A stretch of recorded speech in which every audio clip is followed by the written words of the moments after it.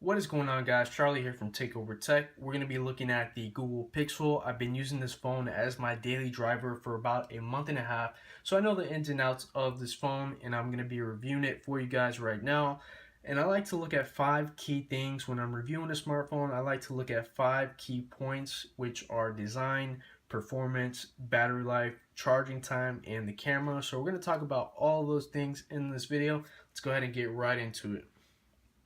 As you can see, I am rocking the clear plastic case that I bought off of Amazon for like 10 bucks. I really like it on this color and it just feels good on this phone. Let's go ahead and take that off so we can look at the design.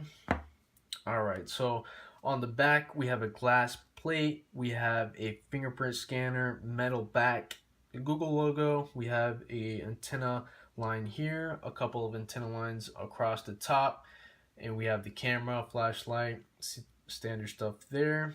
On the side we have the SIM card tray slot here. The other side we have a power button and a couple of volume buttons, which are very clicky. I do like that about the buttons here on the side.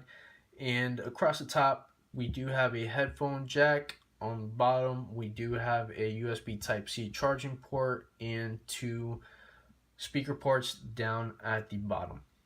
And screen wise, we do have a 1920 by 1080 full HD display. We have a speakerphone here and the front facing camera right there. So overall design impressions, I do like the design. It kind of looks similar to an iPhone, but not really because of this glass plate, which I do like, and the fingerprint scanner, which is very fast. So overall design, I do like it. You can pretty much reach all corners of the phone with one hand. So it is pretty good for one-handed use if you are a one-handed smartphone user. So yeah, I do like the overall design of this phone. Let's go ahead and take a look at the performance. So this phone is rocking the Snapdragon 821 chip. It does have 4 GB of RAM, and it's running the latest version of Marshmallow, obviously, since it is a Google phone.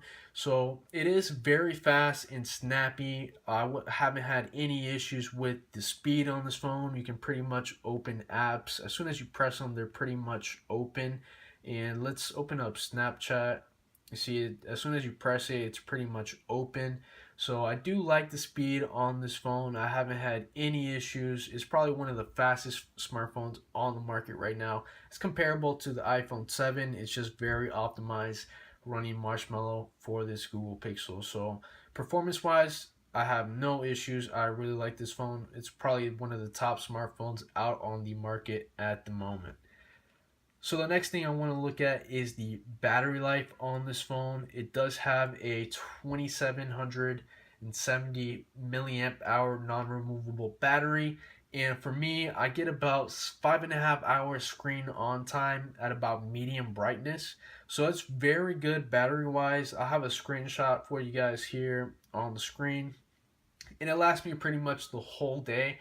And the way I use my smartphone is for videos, couple of texts here and there, web browsing, some emails, nothing too major, and pretty much all day usage. At the end of the day, I have about 40% left on my phone, which is really good. So I do like the battery life. I would give it an A plus battery life wise for the Google Pixel. The next thing I want to look at is the charging time. It does have a USB Type-C fast charging cable. It's a little strange though, because if it's completely dead from 0 to 100%, it takes about an hour and 40 minutes from what I have measured. So for fast charging, it's not really the fastest on the market, so that's probably not a really good thing. But the battery life is so good that I don't really mind the longer charging time with the fast charging cable that it comes with. So that's the one kind of negative thing. The charging time is a little bit longer than other fast charging devices, but the battery life is pretty good, so I can't really complain too much on the charging time. The next thing I want to talk about is the camera. It does have a 12 megapixel back camera and a 8 megapixel front camera. And this is probably one of the best cameras out on the market at the moment. It's probably a little bit better than the iPhone 7 and 7 Plus due to the fact that the low light camera on this phone is pretty beast. I can take my dog out at midnight and just the light from like a street light, if I take a selfie, you can pretty much see my entire face. It's not too grainy, and it's probably one of the best smartphones cameras out available on the market right now. So camera wise, I give it an A plus. It does have, just a few side notes, it does have the IP53 rating, which means that it is dust resistant. It is not water resistant, which would have been really nice if it would have been waterproof like the iPhone 7 and the Samsung Galaxy S7, but they did not do the waterproofing on this phone, so you can't go swimming with this phone.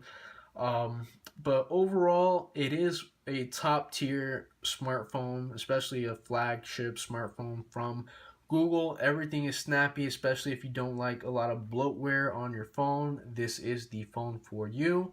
And for one-handed use, I can pretty much do everything with one hand on this phone. If you like it a little bit bigger, I would recommend the Pixel XL. But for me, for right now, I really like this phone and I would definitely recommend it. I hope you guys enjoyed this review. My name is Charlie from Takeover Tech. Leave your thoughts and opinions down below. And I'm out. See you guys.